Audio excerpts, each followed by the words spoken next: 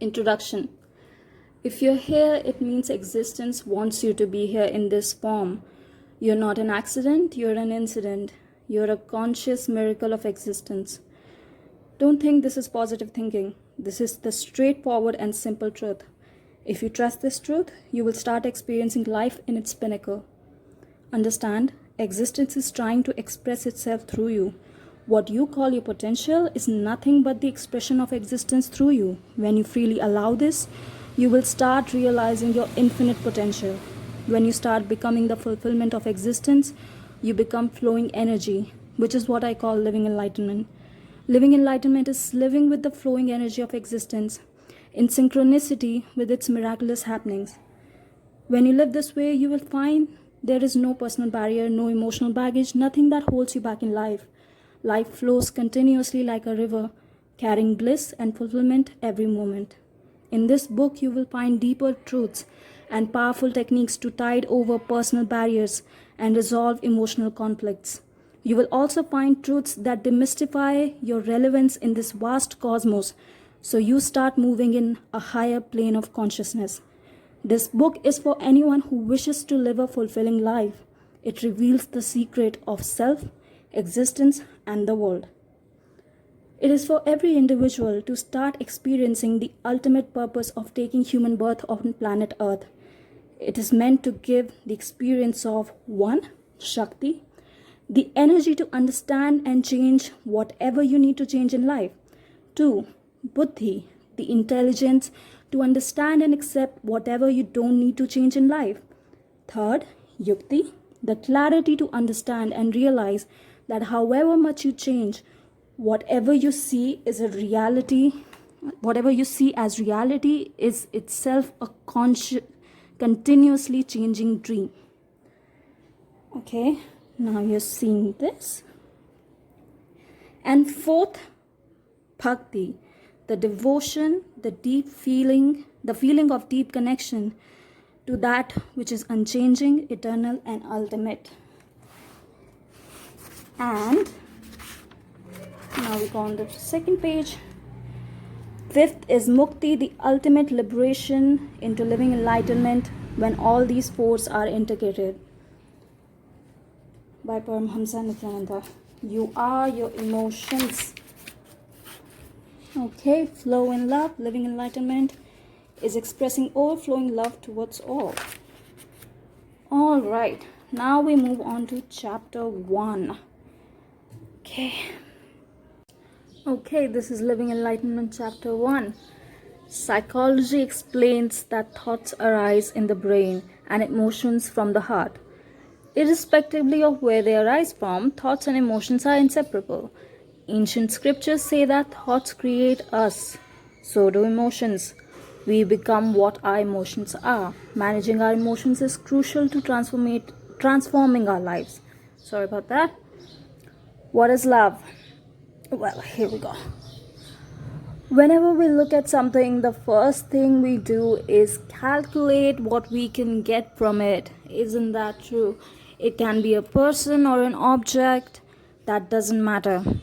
Our thoughts start functioning either through fear or through greed to calculate what there is in the situation for us. Our attention is centered on that object or person.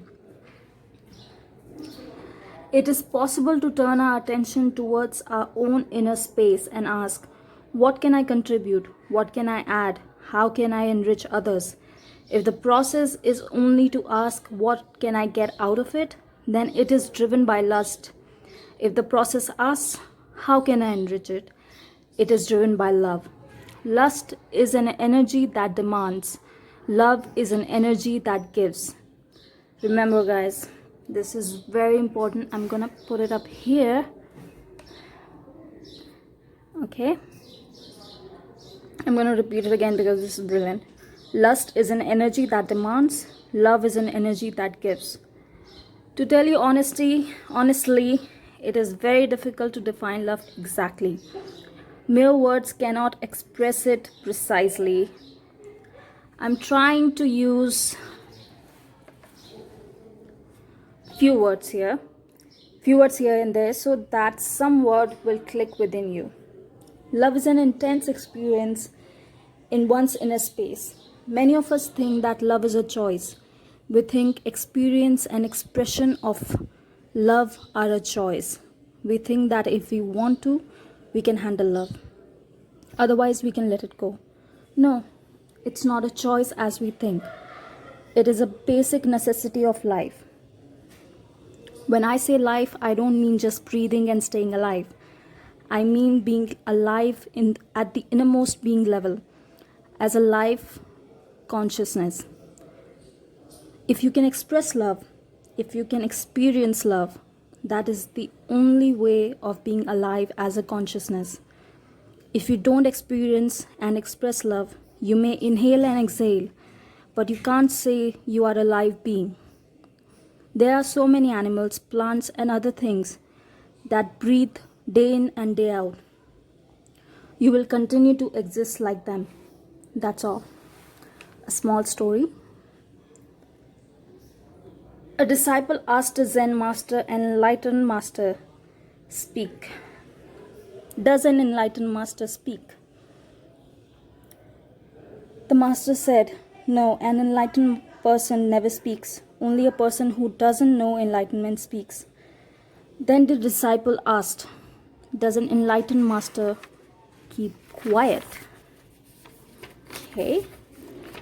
And what does that say?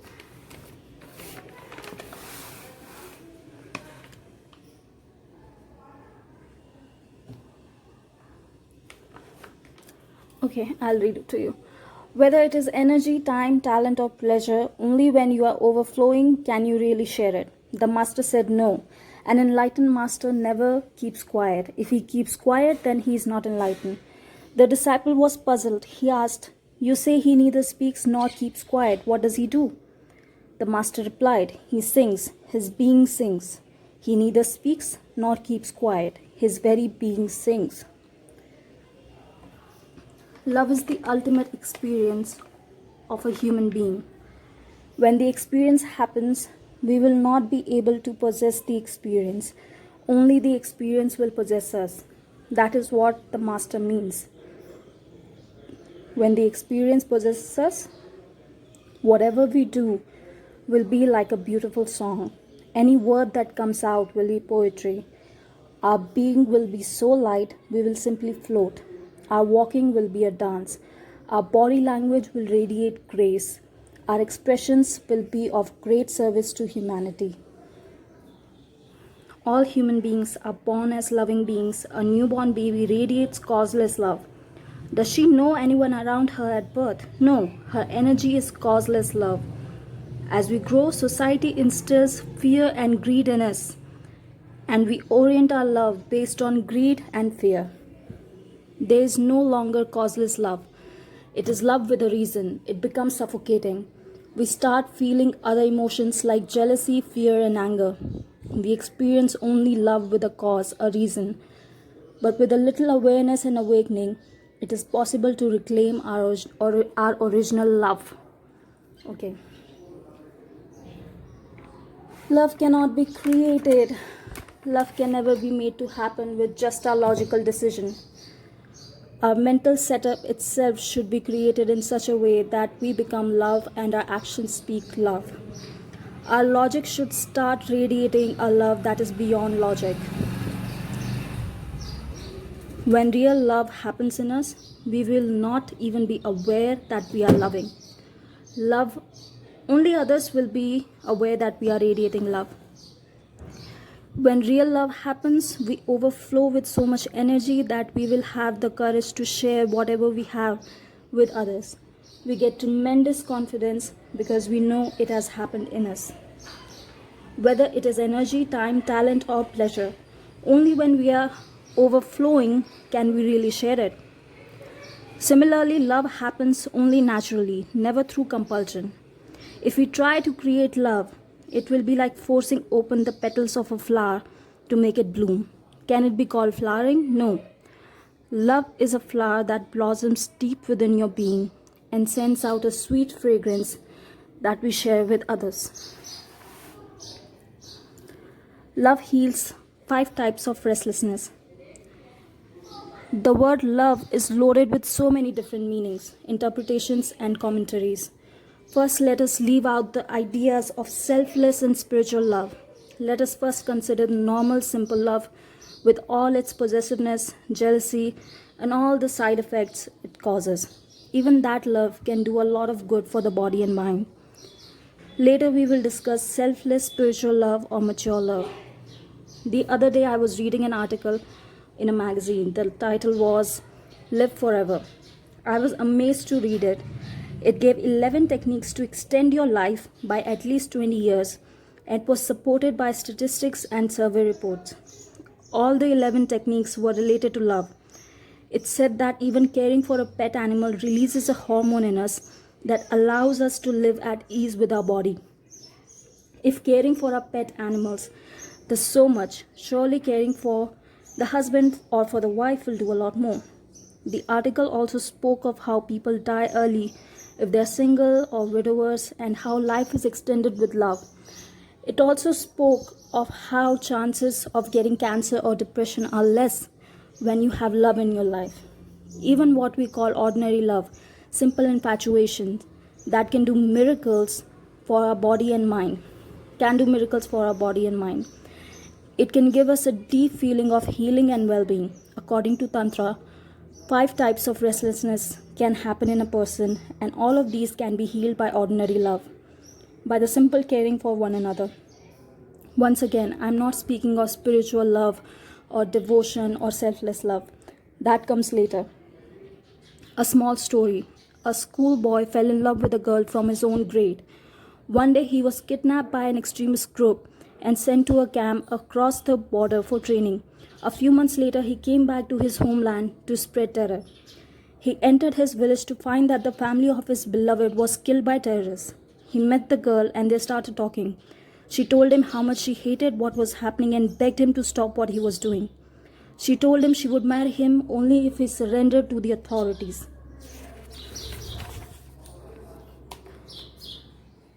Okay. The boy immediately surrendered and joined the army fighting the insurgency while carrying a photograph of the girl in his pocket all the time. Okay. So here's a little line. Whenever you express love, you become a channel for healing energy. Okay, this is on top. Let us first talk of simple practical love that you share with someone for some reason, either because the person will support you socially or support you when you face some difficulty, or just because you want to maintain a good relationship with that person. For any of these reasons, you may show love. Even this type of love heals you from the following 5 kinds of restlessness. The first kind of restlessness happens due to your circumstances. Sometimes in a particular place or situation you feel restless. If you move from that place or situation, you feel more settled. Even under uncomfortable circumstances, if you just show a gesture of love to someone, or if someone shows a gesture of love to you, things can become instantly better for you. It can heal you. The second kind of restlessness is physical. Physical restlessness is nothing but a constant tension in your body for no particular reason. It is said that all such tension can be released when you express love to somebody. You may ask, how can love take away physical restlessness? You see, for example, a mother who has a child to look after will feel continuously rejuvenated in spite of the child driving her crazy because of the love element. She will cope with tension, otherwise taking care of children is not an easy job. The rejuvenation happens because of the love and care the mother feels for the child. Any tension or restlessness in the body disappears when you care for somebody. When you smile at somebody, when you express love in your body language, even if it is just once. When you express yourself through your head, it is called intelligence. When you express yourself through your heart, it is felt as love. When you express yourself through your being, it is experienced as energy. When you relax into your being without expressing, it is bliss. Even each one is the same energy but expressed in 4 different ways. So whenever you express love, you express energy also. Love is concentrated, caring energy. So naturally, whenever you express love, you become a channel for healing energy. When you are a channel for healing energy, you will not only heal others but heal yourself as well. The third form of restlessness is mental. Any mental restlessness can be healed by love. Research indicates that when you care for pets or play with children, you reduce the possibility of heart attacks and also reduce the risk of fatal diseases. The fourth form of restlessness is emotional. Mental restlessness is different from emotional restlessness. Mental restlessness is purely intellectual and can be controlled easily. But emotional restlessness cannot be controlled by just a few words of consolation. It can be healed only when you express love. When you start radiating love, it floods your being with energy. When your being is open to such higher energies, it heals the emotional restlessness. Ultimately, we come to spiritual restlessness. There are so many people who can sit with others, who can sit with a television, who can sit with a newspaper, but who can't sit with themselves. This is what is called spiritual restlessness. Spiritual restlessness means that you cannot sit with yourself. You can give appointments to everybody else, but not to yourself. Your love for the teacher or the master can heal your spiritual restlessness. Many people come and tell me, Swamiji, just sitting in your presence puts us in a calm state. But when we go back home, we are not able to remain in that calmness. Why is it so? When you are in the presence of an enlightened person, you start relating, you start expressing your love towards him automatically. This heals your spiritual restlessness. If you observe when I speak, I often give long gaps between words. The gaps are actually used to bring down your spiritual restlessness. When you sit in front of the television, you are able to sit so comfortably because information is just pushed into your being without a break. You aren't given a chance to experience your restlessness. So while your restlessness is actually supported and increased, you don't experience it and you feel very comfortable. But here, if you have the patience to sit and listen to these words with the gaps, your spiritual restlessness will come down, and the tendency of your mind to ask for the next thought will also come down. You automatically become receptive, and these words will not only touch your head, but they will directly touch your heart as well. If you're totally relaxed and at ease with yourself, without too many thoughts, your being will open, taking in everything and be healed. If your mind is calm, just listening is enough. There is no need to even meditate separately later. The very listening itself can create the experience in you. If your listening is not proper, then it is difficult for the experience to happen. J. Krishnamurti, the famous philosopher, says, listening is God. Deep and total listening without restlessness is divine. That itself is God. If you look deeply into your being, the very presence of the Master that causes love to happen in you heals the spiritual restlessness. So even simple, normal love heals all 5 types of restlessness. Love brings great courage. A beautiful incident happened in the life of Ramanuja. If you study the life of Ramanuja, you will see how he used every step of his life to move towards enlightenment. When his teacher initiated Ramanuja, he gave him a special chant. The teacher told him not to pass on the chant to anybody, and that if he did so, he would go to hell. Ramanuja asked him what would happen to the others with whom he might share it. The teacher said that they would be led to salvation. What would we have done? Naturally, we would have kept quiet, thinking why unnecessarily go to hell. Ramanuja immediately stood on a platform in a temple and called out the whole village. He loudly pronounced the chant given by his teacher and told the people, let you all go to heaven. I'm not bothered about me going to hell. Let you all reach heaven. When you are deeply in love, you feel as if your whole being is open and you are ready to go to any extreme for the sake of anybody. You are ready to go to any boundary, as there is nothing to protect within your being. Your being is totally open. You don't feel insecure when you are wild in love. When you're wild with love. This is why people who are in love always do risky things. They take the risk because they feel they have nothing to lose. There is no insecurity about anything. They feel so expansive. Love gives tremendous courage and energy. It opens you up. It makes you finally available to yourself. As of now, you are not available to yourself. Love can make you available to yourself. When the teacher saw what Ramanuja did, he admitted that he learned a lesson from his disciple and declared that Ramanuja had reached greater heights than him. He told Ramanuja, "You are in a different space now. Be open, not philosophizing." If you observe, you will have a very definite mental setup towards the people you live with every day. You will practically know all the dialogues that might happen between you and them. You will know exactly that if you start the conversation in a particular way, in just what way the other person will respond. If you start the dialogue in another way, you will know exactly how the other person's response will change. You have a virtual script of all the possible everyday dialogues in your head. Only if somebody comes up with a new dialogue or behavior are you a little shaken or disturbed, and you don't know how to answer or react. Those are the only few minutes you start wondering about how to respond. Otherwise, you know the dialogue for the whole day. You know how it should start, when it will take a turn, and how it will end. It is a dead dialogue. There is no life in it. The problem is that we have all practically become philosophers.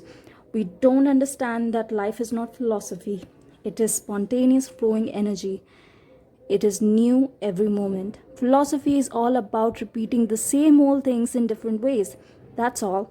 There's nothing fresh in it. Life is fresh every moment. Philosophy robs life of the freshness. A small story. 10 philosophers were imprisoned in a country. They were kept together in one cell. They decided that somehow they should escape from the prison. They sat and made a big plan. They got the mold of the prison door key and made a duplicate key. Finally, they chose the date of escape. The whole plan was clearly laid out. They decided that on the particular night, 2 of them will open the prison door with the duplicate key and signal to the others. The others would escape, and these 2 would follow after locking the door behind them. The day of escape dawned, and 2 of them went to open the door. The rest of them waited for the signal. They waited and waited but never got any signal. 3 hours passed. Suddenly, the 2 who had gone to open the door came back and said, "We have to drop our plan to escape. It can't happen today. We will have to do it some other day. We will have to reschedule our escape." The others asked, "Why? Why, what happened?" They replied, "What to do? The foolish guards forgot to lock the prison door." Those who philosophize cannot think of anything new. It has to be the same old mental setup. If there is some change or some new situation, they cannot think creatively to deal with it because they are not open, they are like closed circuit. We have also become like philosophers when dealing with our lives. We are stuck in patterns of the past. We are never in the moment. If anything new happens, we are at a loss. The person who experiences the ever-living presence experiences life in its freshness.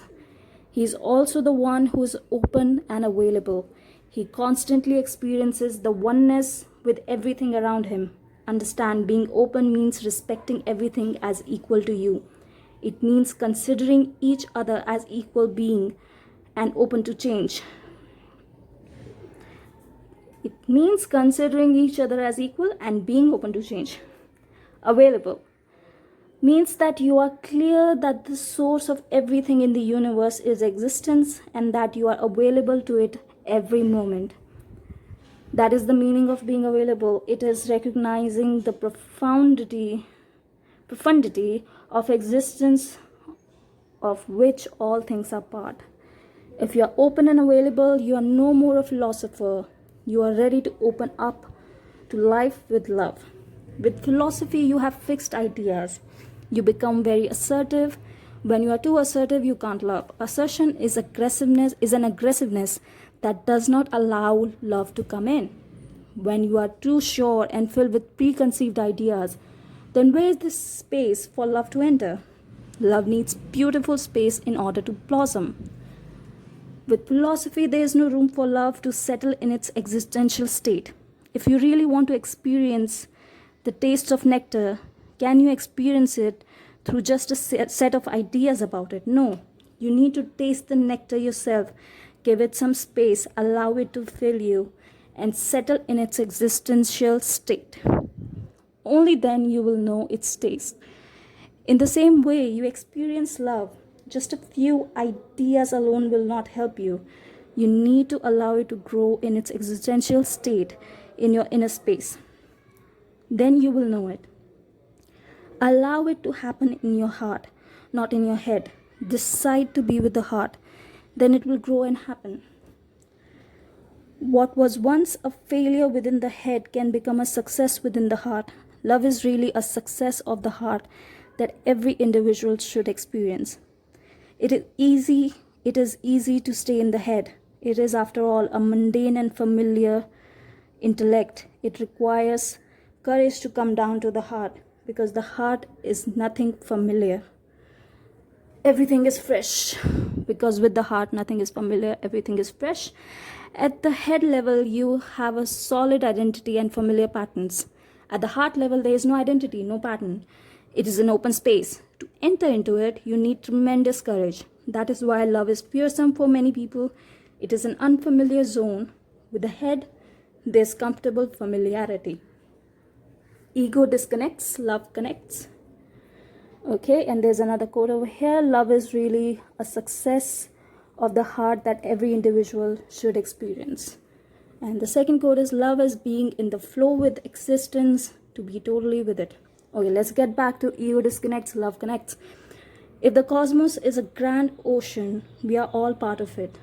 We are one with the ocean, not individual drops in the ocean. When we think of ourselves as individual drops, we feel separate in our boundary and in our feelings. This is what is called ego. We become driven by feelings of I and mine.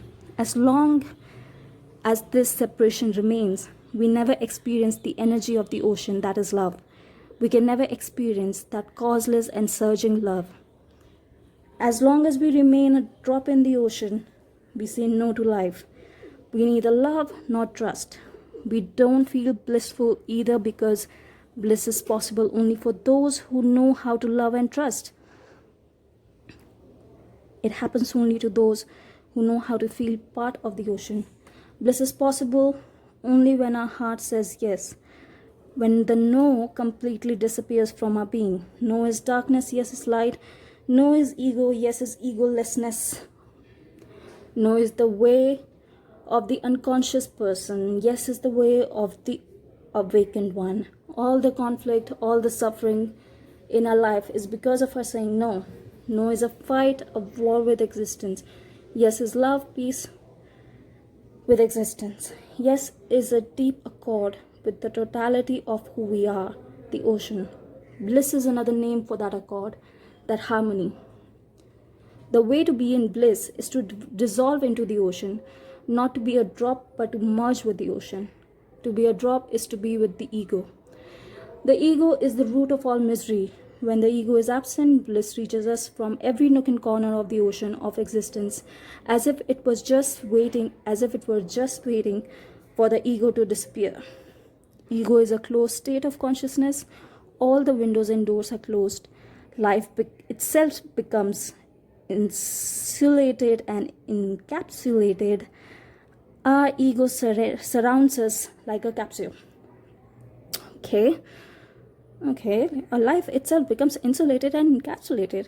Our ego surrounds us like a capsule. Our ego is a sealed capsule. There is not even a small gap to allow anything to enter. It closes itself due to fear and shrinks into itself. This is how we create misery for ourselves. Love is being in the flow with existence, to be totally with it. Ego is like frozen ice. Love is like liquid water. Only when we are liquid do we become part of the ocean. Then we don't have any private goal or destination. Each moment is blissful, incredibly ecstatic, just going with the plan of the cosmos. The mind is part of the ego. It knows how to close, but it does not know how to open. To love means to open up, to surrender. It means opening up to existence, to the flowers, to the bees, and to the stars. How do we open to this beautiful music that fills the whole of existence? How do we open up to this celebration that goes on and on? Flowers dancing in the wind, trees enjoying the wind and the stars, always in a state of bliss. Except for man, everything else seems to be in harmony. Man falls out of harmony because he has what is called consciousness, which is not present in other living creatures. Consciousness can do two things. It can create ego or it can create egolessness. If it creates ego, we live in hell. If it creates egolessness, we live in paradise. The whole world is in paradise without knowing it. When man enters paradise, he enters knowing it fully. That is the grandeur and beauty of man. That is the danger as well, because it is easier to fall into the trap of the ego and not enter into paradise than to enter paradise knowingly. The problem is that we have forgotten who we are and for what we were created. We are emperors of love, but we dream that we are beggars. We have the whole kingdom of existence within our being, and yet we continue to beg for mundane things.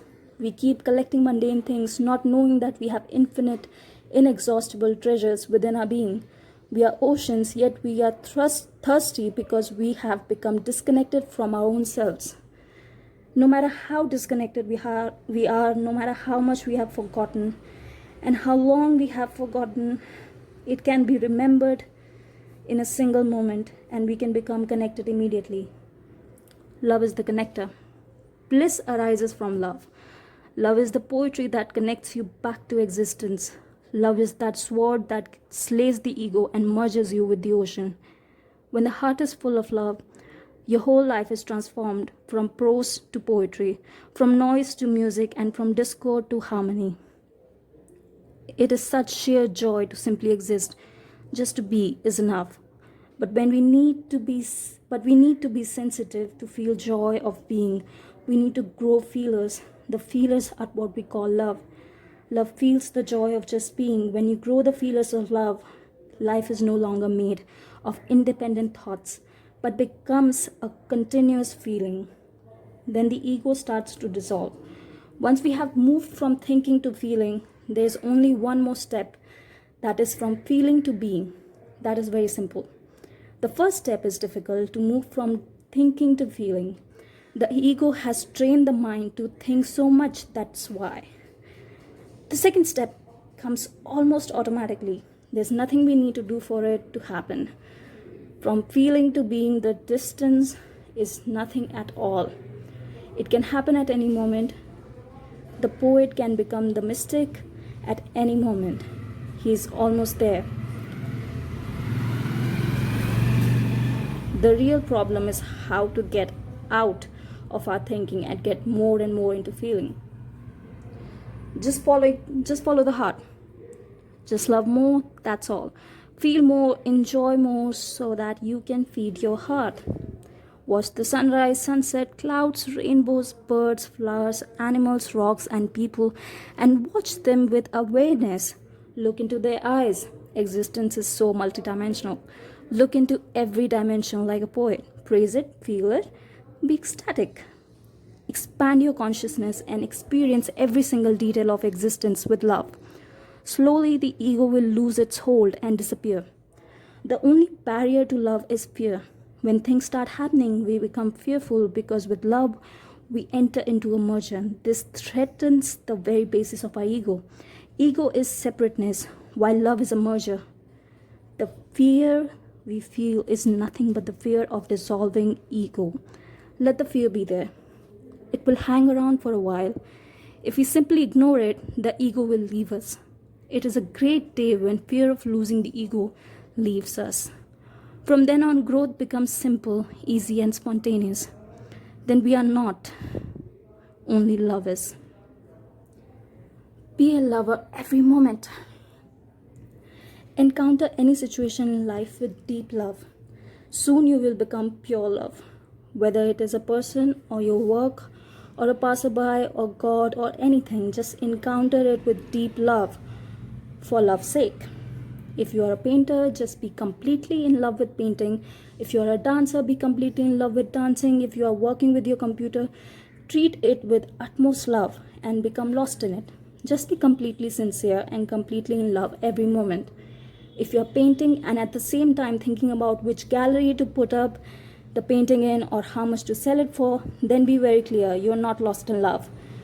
You are in love only with some particular thing, which is money in this case.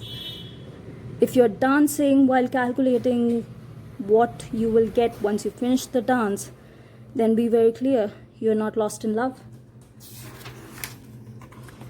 You create more and more bondage by doing this. Even when a master happens in your life, you do the same thing to him. I tell people, I'm showing you the moon by pointing at it with my finger. If you look at the moon, you will experience what I experience. Instead, if you cling to my finger, you will neither see me, you will neither see the moon, nor will you relax. If you become lost in every moment, you become love. Then when you work with the utmost focus because you are in deep love with it. This way, your very life becomes a deep meditative love. Then you start feeling, relating, and respecting everything as a living being, just as you are. You even start feeling the other person's thoughts. You start responding and relating to the other person without him or her opening up to you. You feel the cosmos as a translucent, ever-living presence. You have tremendous intelligence. You know exactly how to connect to things. Such is the power of love. Real love keeps you in the moment. It gives you tremendous awareness. That is why it is so powerful. Nothing is as intense as being in the moment. Love is experiencing life moment to moment in its totality. And it is not about two persons or any object. It is just love for love's sake. That's all.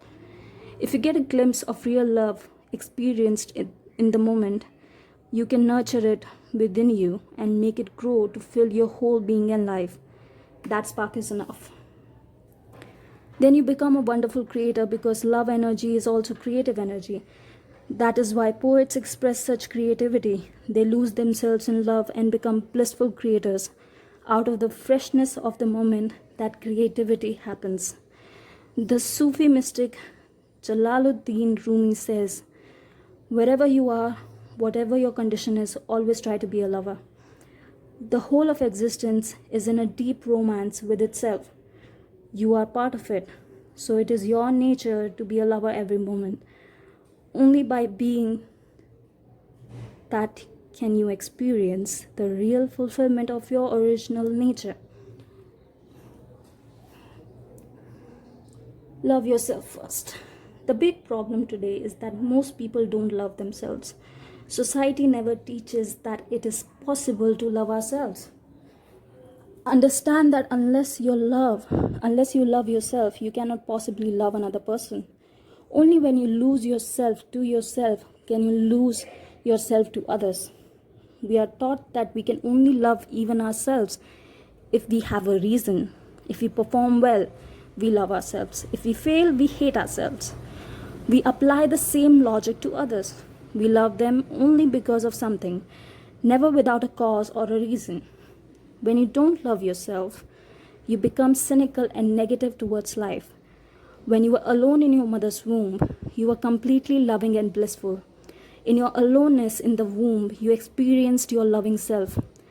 That is why you will see that you assume the fetal posture whenever you lie down with insecurity. Blissful aloneness is your original nature. Once you came into the world, society conditioned you to believe that you needed people and television to be loving and happy. It never nurtured your original quality. Your original quality is blissful aloneness. If you get back in touch with that, you will settle down and feel peaceful and relaxed within yourself. For a few minutes every day, just sit by yourself and feel overflowing love towards yourself. Feel what a wonderful being you are. Feel how much you have taken yourself for granted. Feel yourself as part of existence and love yourself for it. Melt with the feeling of love for yourself. If you practice this every day, you will see that where you were once hard and self-centered, now you have become soft and loving. When you deeply settle down within yourself with peace and love, bliss will explode in you. When your nerves are clean, when your nervous system is clean by peace, bliss will explode. You will start expressing the same bliss that is expressed in the master's body language. Then, when people love you, you don't feel guilty or unworthy, because just as they love you, you love yourself too. You become ready to receive love from others. Usually when others show love to you, you feel guilty or unworthy because you don't feel you are worthy, you're worth being loved. Once you settle within yourself with deep love, you will receive others' love with joy. Okay, here are some quotes. Real love keeps you in the moment. When you don't love yourself, you become cynical and negative towards life. Next, love existence and feel it loving you. Okay. Existence is not a thing. It is a living energy being. Every single tree, every single stalk of a plant responds to your love and hate, your every thought. Okay. Cleve Baxter, a polygraph expert, has conducted several experiments to examine the response of plants to human emotions and thoughts. He discovered that plants would respond to human thought in a way similar to how a human being would respond. A simple thought by a person about burning the leaves of the plant would register erratic movement in the polygraph according to the polygraph recording of the plant. Baxter called this response primary perception, the ability of a plant, animal, and human selves to perceive and respond to any thought. On one occasion, Baxter recorded graphs that registered a flat line that suggested the plants were in a state of shock. He asked the owner of the plant if she had done anything to hurt the plants. The lady told him, "I roasted a few of its leaves to get their dry weight." When you start loving existence, it begins responding to you in beautiful ways. You start rising above all of the differences around you. Differences between people, situations, emotions, between anything and anything. Everything emerges into unity. And that is the truth. Everything is part of one whole. And love is the only thing that can make you realize this truth. In India, there is a tradition of spiritual wandering where people walk by foot the length and breadth of the country, visiting many temples and pilgrim centers. I used to wonder how they were able to do that, especially going through forests, sleeping with wild animals, and begging for food. The secret is that they start feeling connected with nature so completely that nature protects them beautifully. Whether it rains or shines, the animals and trees, everything takes care of them. Even though this may be logically difficult to understand, it is the truth. If you begin to live with a little respect and love for existence and all its creations, you will be able to recognize these things happening in your own life as well. Nature will simply reciprocate your love in many beautiful ways. Love is different from respect. Very often, love is confused with respect. From a young age, children are brought up to always show respect but never to show love. You can hear people teach the children, "You should respect your elders." You will hardly hear, "You should love your elders." That is the problem. Respect sows the first guilt in you that you are something inferior. It makes you feel separate from the other person to whom you show respect. On the other hand, love sows the seed of joy and unity in you. It makes you feel connected with the other person and with everything in existence. With respect, there is fear. With love, there is authentic respect as well as the scope for deep understanding to happen. With respect alone, not much understanding is possible. With love, there is a possibility for tremendous understanding and transformation to happen. Love, by its very nature, is transforming. It softens and melts you. The scholar Professor Nicholson, composed a Sufi verse on love. Love. Love alone can kill what seemed dead, the frozen snake of passion. Love alone, by tearful prayers and fiery longing fed, reveals a knowledge schools have never known. Any stone heart can be melted with love. Only love can melt your hardness. Only love can keep you porous. Respect creates distance between you and others. Love bridges the distance between you and the other. Only because people themselves have not experienced love do they give respect as the rule of acceptable behavior. Respect is easier but not real. Love might be difficult only because not many know how to go about it, but it's real. With love, respect is automatic and authentic. With pure respect, the appearance of love is forced and may never be authentic. Love is the root of all religion. Love is the original religion. It is the root of all spirituality. All other religions are offshoots. Love is like the root of the tree, and all religions are like leaves or branches. Even the greatest religions are only big branches compared to the religion of love. Love has no temple or scripture. It is like the roots that lie beneath the ground, but provide the nourishment for life. Without it, the whole tree dies. Through love, many branches and leaves are created. But what do? We cling to the branches and leaves instead of clinging to the root. When we cling to the root, we get the direct nourishment. When we cling to the branches, we enjoy only one dimension of nourishment. When you become more loving, you will enter the invisible temple of love. Tree roots contain the information about all the trees in the world, just like a dewdrop contains information about all the oceans in the world. If we understand the structure of a drop, we will understand everything about all the oceans on earth. We will understand the compound called water itself.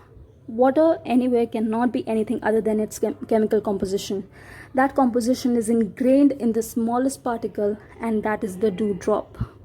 In the same way, man is an atom of love, and love is nothing but the quality of existence. If love is known, the whole of existence can be experienced. Understand that the composition of man is not physical, chemical, or even psychological. It is spiritual. Nobody can teach us what it is. We must experience it on our own. All other knowledge is transferable: physical, chemical, scientific, and psychological. All such knowledge is easily transferable. Only spiritual knowledge is not. It cannot be taught as such, but it can be experienced. A small story.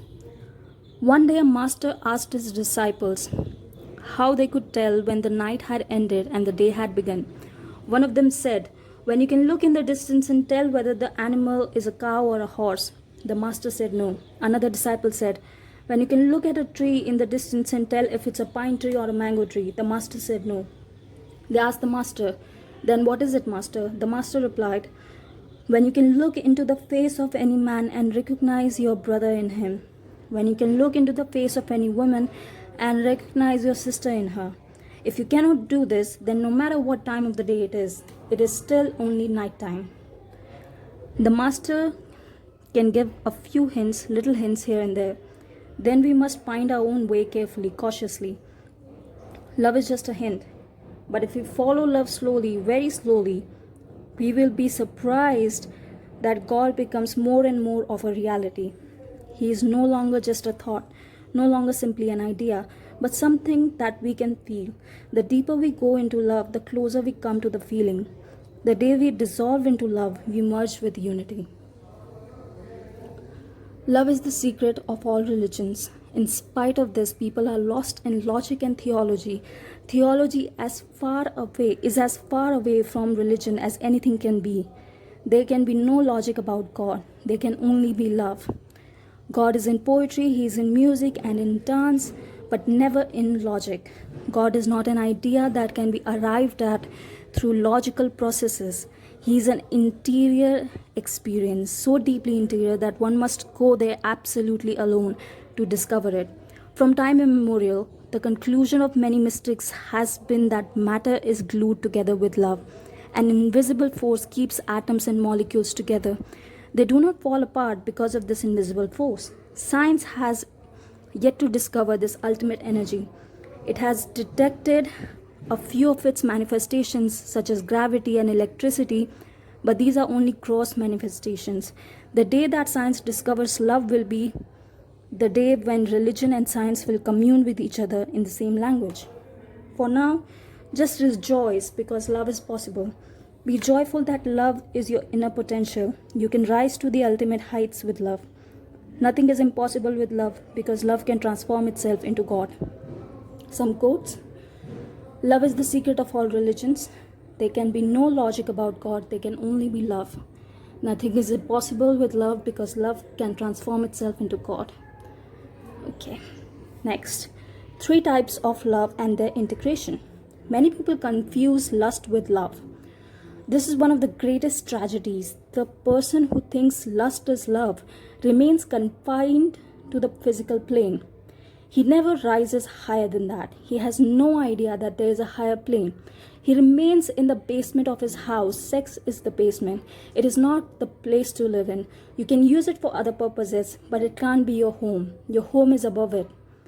Man has 3 planes of being, which are animal, human, and divine. First is the plane of lust, which is the animal plane. It is a crude form of love. It is not that love is not present there. Love is mixed or polluted by gross greed and desire. That's all. As our being becomes more refined, we enter the second plane, ordinary human love. Human love has traces of possessiveness and jealousy. Since human love is grounded in greater understanding than animal love, one does not simply use the other person for his or her own gain. Human love is capable of seeing the other as an end unto itself. The third type of love is divine love. It is love in its highest form, almost like a prayer. There's no possessiveness. There's nothing earthly in it. It becomes an invisible but powerful force. This is when love becomes prayer and we feel restful contentment for the first time. I say restful because the other 2 types of love always keep reaching for more and keep missing on something. There is no restfulness in them. When the third type of love happens, even sex becomes a deep and divine act beyond mere physical pleasure. In India, people consider the place where 3 rivers meet to be sacred. It is a metaphor because man is a meeting place of 3 forces, physical, psychological, and spiritual. When these 3 forces really meet, there is great joy and bliss. Ordinarily, we live in compartments. Our body lives in one compartment, and our mind lives in another compartment, and our soul lives in the third compartment. The body is unaware of the mind is unaware of the body, the soul is not known to the mind, the body is oblivious of the soul. They are together, but they do not know each other. The first step of meditation is to bring them closer together, to introduce them to each other and link them in deep friendship so that a mergence becomes possible.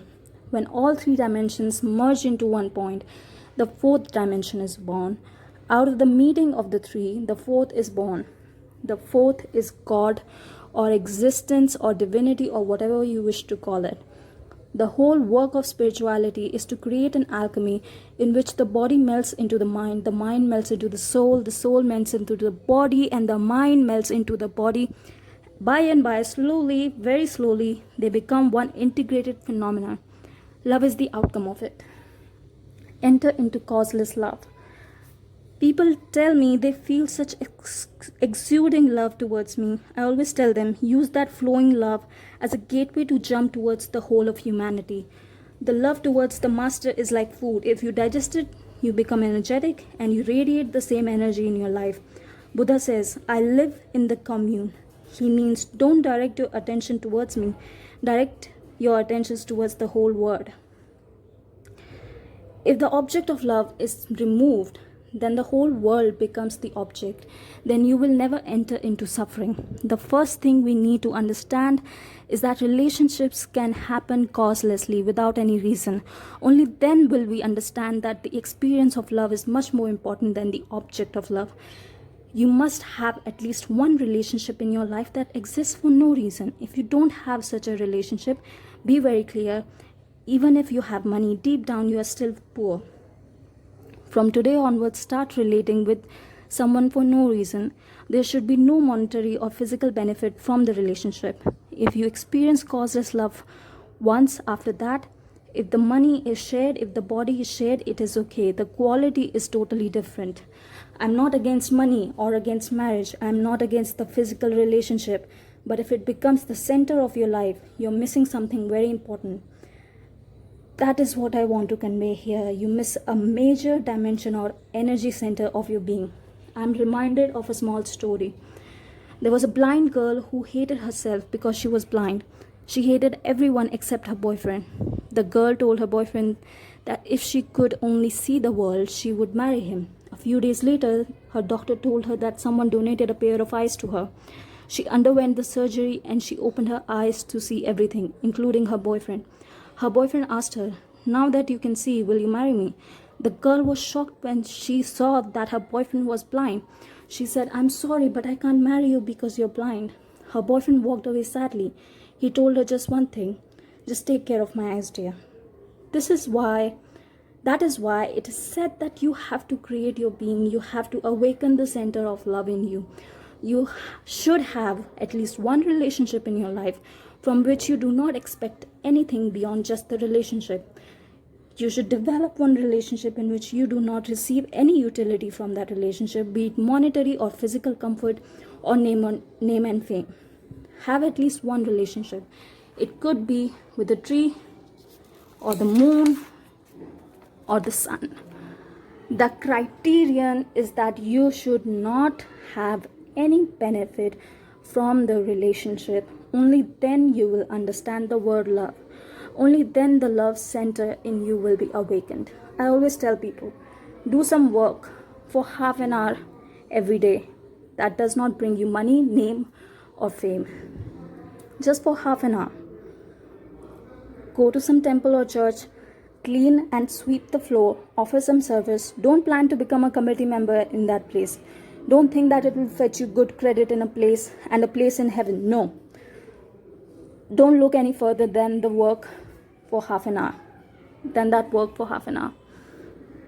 Initially, you may think this half hour is a waste of time. After a few days, you will realize that only in that half hour are you really alive. Only for that half hour, you are not driven by fear or greed. You smile at the people around you without any calculation. You feel strangely sincere in a way that you never felt before. If you observe yourself at other times, you will see that you even smile only after some mental calculation. Even before laughing, you will see who is the person next to you. Based on that, you decide how many inches to open your mouth. How polite you should be, how you should project yourself. To overcome these conditionings, just for half an hour, try this technique that does not bring you money, that does not bring you name and fame, that does not give you any social position, that does not give you anything in return. Then you will understand what I mean by the words causeless relationship. You will see that soon only that half hour becomes the real life for you. As of now, every action of yours is driven by fear and greed. You're fueled by fear and greed. That's why you feel lonely and tired. If you try this technique, you will suddenly see that your body and mind start functioning without the need for fear and greed. Once you learn this simple knack of how to move your body without fear and greed, Be very clear. You can enter into love. You learn how to tap into the energy of love. You learn how to run your life on the beautiful energy of love. Only then will you know what is meant by the word love. A new center will be awakened in you. A new energy will start radiating in you. Then you will understand how loving and causeless relationships are possible. Love, hatred, and attention need. As long as love is conditional, hatred and love are opposite sides of the same coin. Love can flip into hatred the moment we feel that our expectations are threatened. In love of this type, it remains love only as long as the conditions remain as expected. The moment the conditions change, the love also changes. Often what we believe as love is actually related to time and space. So long as the distance between the lovers is large and the time of contract is minimal, they feel love towards each other. However, once they get closer and spend more time together, they feel that they are not so much in love after all. That is why they say familiarity breeds contempt. Familiarity can also convert love into hatred. To transcend both love and hatred, we first need to drop expectations. Expectation is the first enemy of love. We all go through several stages of relationships in our lifetime. If you observe very closely, whichever stage we are in, when we ask for love, we are actually asking only for the other person's attention. When we say a person doesn't love us, we actually mean that the other person doesn't give us enough attention. The basic need for any human being is attention from others. The attention need, along with our dependency on others for survival, is what we experience as love. The dependency on others might be psychological, physical, or spiritual. For example, when you expect someone to lend you a shoulder to cry on, you're dependent upon him or her psychologically. When you expect someone to provide for you with money or fulfill your bodily pleasures, you are dependent upon him or her physically. In whatever way people may fulfill this dependency, what it boils down to is the attention that they give us. The whole idea of love is nothing but getting the attention of the other in some way. In the first session of our meditation camp, I asked people to make an honest list of at least 1 or 2 persons in their lives who they really love. Usually in the beginning, people come up with a big list: husband, wife, father, mother, brother, sister, and so on. They include people whom they would like to please or need to please in order to be happy themselves. As they hear me talk about real love, they start crossing out names from their list one by one. Understand, if you cross out something, then it was not truly there in the first place. Many people include certain people in their love list because these people give them a feel-good feeling. What do I mean by a feel-good feeling? It is a certificate saying you are good, you are this, you are that, etc. We love anyone who pays us compliments, is it not? We think twice before arguing with them. We secretly nurture our good name with them in the name of love. If they go back on their approval of us, we might fall into depression. So we continue to please them and love them. Like this, there is always some hidden reason for our love. Some people tell me, "No, Swamiji, I don't love my son or daughter for any of these reasons." I ask them, alright, if your son suddenly starts to make his own decisions, if he suddenly doesn't fit into your framework, if he doesn't follow your guidance, if he doesn't live according to your rules, will your love for him be the same? They tell me, no, it will not. My love will be reduced a little. What does this mean? We love our next generation as long as they are extensions of our life, as long as they fall into our pattern of thinking, as long as they live in accordance with our conventions. We love them. We simply fulfill our own desires through them. We fulfill our life through them. Whatever we couldn't accomplish in our youth, we try to accomplish through them. We use them as an extension of our own selves. If we wanted to be doctors and couldn't be for some reason, we inspire them to be doctors. As long as they act and live as an extension of our life, the relationship is beautiful. But the moment they start deciding on their own, the moment they feel that we are suffocating them, the moment they stand up and say no, the relationship takes a different turn. A small story. There were 3 grown-ups having their morning tea together. Their children were playing on the floor. They were discussing what they would do if danger threatened, and all of them declared that the first thing they would do was pick up their children and escape. Suddenly, the safety valve of the pressure cooker burst, creating a steam explosion in the room. Within seconds, everyone was out of the kitchen, except for the children playing on the floor. Our love is not as great as we claim it to be. Even we don't know the real depth of our love. That's the problem. We say and do a lot of things in the name of love, but reality can be shockingly different from all that. If we integrate the love emotion in us, it can become a highly sincere and authentic expression of our original nature, the unity of love. Children feel that they are adults only when they say no to their parents. It is a basic instinct. When they say no, they feel that they are established as an individual. That is why all over the world, youngsters always rebel, whether it is in the West or the East. In all the countries all over the world, in all the cultures, the youth say no. When they say no, they feel they are strong. But our love is dependent only on yes. As long as we receive yes, our love also is yes. When we get a no, we also start saying no. This is called horizontal love. It starts and ends horizontally. It starts again and ends again. It always ends with some reason or the other. There's another love called vertical love. It never ends because it never starts. It is always there in the form of energy. It is consciousness. Vertical love is when we suddenly realize that we are living inside everybody just as we live inside our own body. There's a beautiful example given in the Upanishads. A master asked his disciple, "Do you enjoy all your 5 senses?" The disciple said, "Yes." The master asked, "What if one of your senses was missing? Would you have the same amount of joy?" The disciple replied, "No, it would be 20% less. And if 2 of my senses were missing, it would be 40% less." The master suddenly said, what if you had 5 more senses?" The disciple answered, "Naturally, my enjoyment would be 100% extra. If I am given 1 more body, naturally, I will enjoy everything twice as much. Or if I am given 5 bodies, naturally, I will enjoy things 5 times as much. If you are able to experience yourself as being alive in all the bodies of this world, imagine how much joy or ecstasy you would experience. It would be immeasurable, eternal, and ultimate.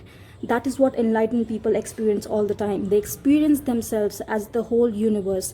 They experience tremendous ecstasy. That is why they don't need anything from the outer world. They are enough onto themselves. They are enough unto themselves. They are established in the highest form of love energy.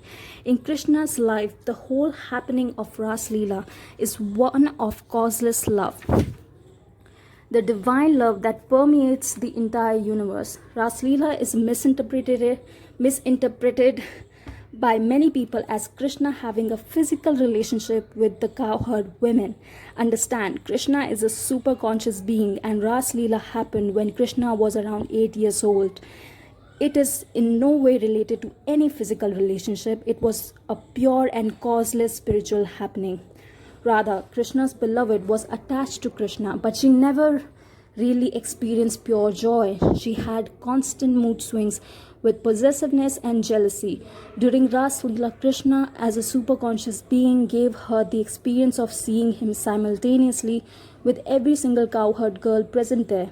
He wanted to show her that he is in every physical form, not just in his own form. Such is the manifestation of divine loving beings.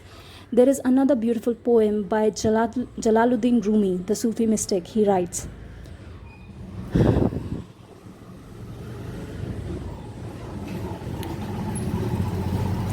"One went to the door of the beloved and knocked. A voice asked, 'Who is there?' He answered, 'It is I.' The voice said, 'There is no room for me and thee.' The door was shut. After a year of solitude and deprivation, he returned and knocked. A voice from within asked, 'Who is there?' The man said, 'It is thee.' The door was opened for him. In real love, there is no duality. There is just oneness with everyone and everything. That is the ultimate stage of love. Love and liberate, don't possess. As long as our love happens towards a particular object, even if the object is a person, we will try to reduce that person only to the level of an object. That is exactly what we do when we feel possessive or attached to another person. In the way that we try to possess furniture or a house or any object, we try to possess the person also. We want the person to be just how we want him or her to be, which means we are actually reducing the person to sheer matter. So understand, whenever our love or our attention is towards something in particular, we will only be materialistic. We will be only materialistic. We will be creating suffering for ourselves and for others. We will only suffocate the object or person. Instead, if we turn our attention towards the experience of love itself, we will be liberating the object, and we too will be liberated from the object.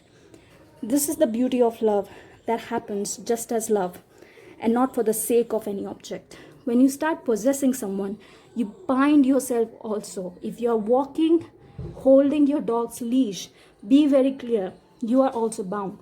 Don't think that only the dog is bound. You are also bound. Don't think that only the dog cannot run away. You too cannot run away. You may be thinking that you are holding the rope, and the dog may be thinking that he is holding the rope. Who knows? We always place our attention in the wrong space and miss the truth. When we place our attention on an object, we miss the inner experience of love that happens. We misunderstand that the excitement and the joy of love happens because of the object. We don't understand that the excitement or joy of love happens not because of the object, but because of us. It is an energy that happens in us. If it was because of the object, then whenever the object came in contact with us, we would have the same excitement. Am I right? But it does not happen that way. Even if the object continues to be there, the temperature of the excitement comes down after some time, which means that the excitement or the energy is not related to the object. It is related to the subject, which is us. It is related to the experience itself, not the object. A small story. An art collector traveled to a village. He saw a cat drinking milk from an old antique saucer outside a small tea shop. The art collector recognized the value of the saucer and wished to buy it. He approached the shop owner and asked him, "Sir, can I buy this cat for $2? The shop owner refused, saying he didn't want to sell the cat. The art collector said, "I want a cat because my house is haunted by mice. Please sell the cat to me. I'm ready to pay $10. The shop owner said, "Fine, sold, have it." Now the art collector said, "I will take the cat, but can you give me the saucer also? Then I don't have to buy a new saucer. The cat will be happy since she's already trained for the saucer. Why don't you give me the saucer too?" The shop owner said, "No, that's my lucky saucer. Only because of that, I've sold 68 cats in the last 1 week." The art collector wanted to get the saucer, but got only the cat. We too miss what has to be really experienced in life because we go after the object and not the subject. The next time you are with someone, when you are with your friend with whom you are completely open, remember to practice this technique. Just sit next to him or her. Don't bother about what you're going to do or what you're going to say. Just sit. That's all. That is the technique. Actually, speaking is nothing but avoiding the other person, because you cannot look the other person in the eyes. You go on speaking. That is the truth. The other person listens so that he can start speaking whenever you take a break. If a person is listening to you, it means that he is either thinking of something else or he is preparing for his turn. He sits there so he can start once you finish. If you try this technique, it can take you to a different space altogether. When you're with the master or your friend or your beloved, whoever you feel deeply connected with, whoever you are very open with, you can try this technique. It will straight away lead you to enlightenment. Be very clear, I'm not teaching this technique for you to have better relationships or for you to develop your personality. No, I'm not giving it to you straight away. Experience the pure love that can lead you to enlightenment. I'm giving it to you to straight away experience the pure love that can lead you to enlightenment. The big problem is that you never sit in a relaxed way. Either you are driven by greed, meaning that you are in a hurry to say or do something, or you don't know what you are doing, so you are caught with fear. You just try to finish your job and escape. Either you are in greed or you are in fear. But for now, just relax. Be neither in fear nor in greed. Just sit in the present. Just feel the other person's presence. Accept the other person as he or she is, as that being is, and feel what happens inside you. Try this for a few days. Suddenly you will see that you will experience a different space, one you have never experienced before in your life. This is a technique from Shiva Sutras, a collection of techniques for enlightenment delivered by Shiva. This technique will take you through a quantum jump from the form to the formless, from possessive love to causeless love. You may be attached to your beloved, or God, or master, or friend, or whomever. To move from that attachment, to move from the form to the formless, this is the technique. You can take a quantum jump into love with this. With this jump, you will see that love happens not as an attachment to a particular object, but as an overflowing energy that doesn't look for any attachment in the outer world. It is just your own overflowing that you share. That's all. It happens irrespective of whether. When love happens as causeless overflowing, you simply liberate yourself and the other person from your own attachment and possessiveness. Because possessiveness, as you know it, binds not only the other person but you as well. It tortures the other person as you as well. Real love simply liberates both of you. It gives freedom to you and the other person. When I travel around the world, people ask me, "Did you sleep well last night? It is a new place for you." I tell them, only when you have attachment to a particular house does another house become a new place for you and you struggle. When you don't have attachment to any house, you feel at home wherever you go. I never feel any place is mine or not mine. I feel totally at home anywhere. The comfort is always within us, never outside us. When there is no comfort within us, we look for comfort outside us. Feeling comfortable within us is the result of the causeless love energy. When we don't feel attached to one home, we feel at home in the entire world. We are totally relaxed anywhere in the world. People ask me, "Swamiji, how are you able to travel so often and not feel unsettled?" The question comes mostly from people who travel for business. They say if we go to one or two places and come back, it takes us 1 week to recover, settle down,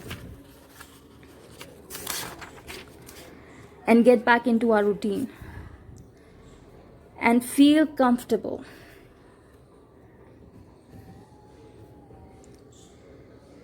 To feel like ourselves again. How do you travel so continuously? The secret is the same thing I told you earlier. I don't feel attached or connected to any one house, so I feel connected to the whole world. This is a deep feeling of being at home with the whole world. With this feeling, wherever you go, you will experience a deep, relaxed bliss and ecstasy, because that bliss doesn't come from the outer home, but from the inner home. Love in relationships.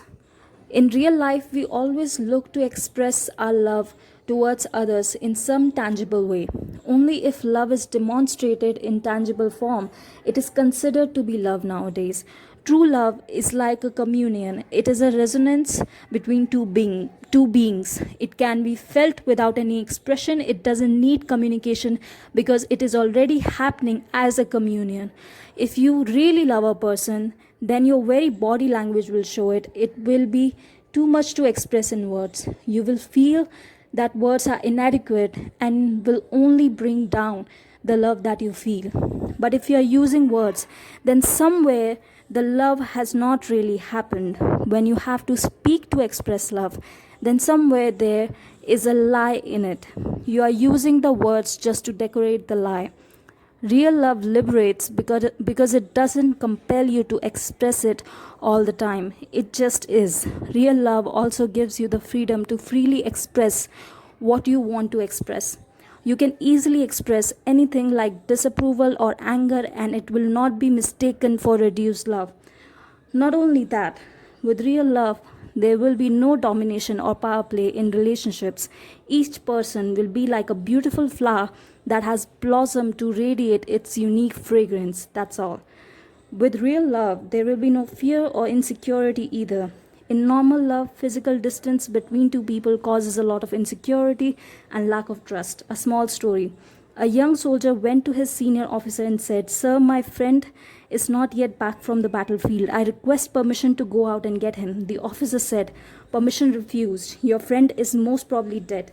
I don't want you to risk your life going there." The young soldier went all the same and came back mortally wounded and carrying the corpse of his friend. The officer was furious. He shouted, "I told you he was dead. Now I have lost both of you. Tell me, what was it worth? Tell me, was it worth going out there to bring a corpse?" On the verge of dying, the soldier replied, "It was, sir. When I got there, he was still alive. He said to me, 'I was sure you would come.'" Real love doesn't look for utility. It operates on sheer trust and is also beyond space and time. These days, I see people gifting each other with so many things to show their love. Gifting has become an expression of love. If the gifting happens as causeless overflowing, it is okay. But if it is a condition to be fulfilled, it becomes a problem. Then it becomes a poor substitute for real love. As long as real love is there, no relationship can become boring. Understand, as long as love is there, every object or person is unique. For example, if the co-worker in your office dies, nothing will really stop you in your life. Along with the others, you will console his family members and continue with your life. That's all. But what happens if you are in love with the same co-worker who passed away? Life will never be the same again. Am I right? Whenever you are in love with some object or person, or somebody is in love with you, the whole relationship becomes unique. Love makes things unique. One of the ashramites asked me one day, "Swamiji, every day you see all of us, all our mistakes and confusions. It is the same thing for you every day. Are you not bored by us?" It was a very honest question. I told them, for enlightened beings, just because of their very love, they feel everybody is unique. They do not look at people as mere numbers. They see each one as unique. That is why, with so much patience, masters continue to work with everybody. If it were just a matter of numbers, it would be very different. When you have this love, your inner space is such that there is no logical reason behind your actions. You will just feel connected and you will radiate love, that's all.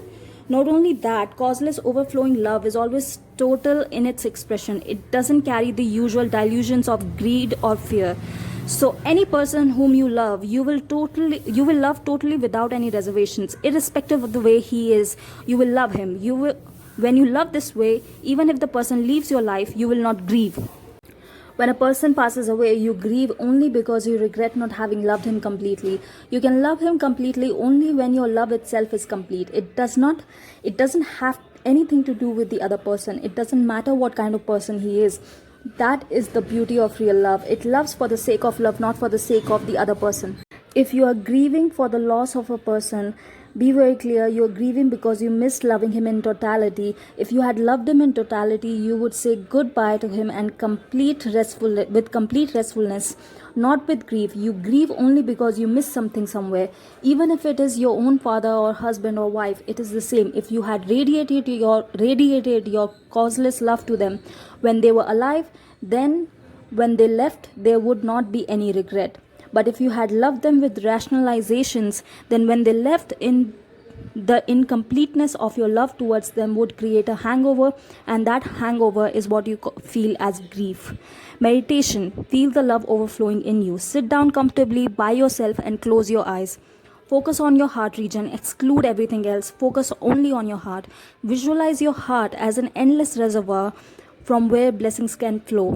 Feel every heartbeat deeply. Let every beat resound throughout you. Between the heartbeats, feel the energy of love happening in the deepest parts of your body, mind and soul. The love energy is waiting to be acknowledged. Invite the love energy of the heart to flow and fill these deepest parts of your body, mind and soul. Slowly open your eyes.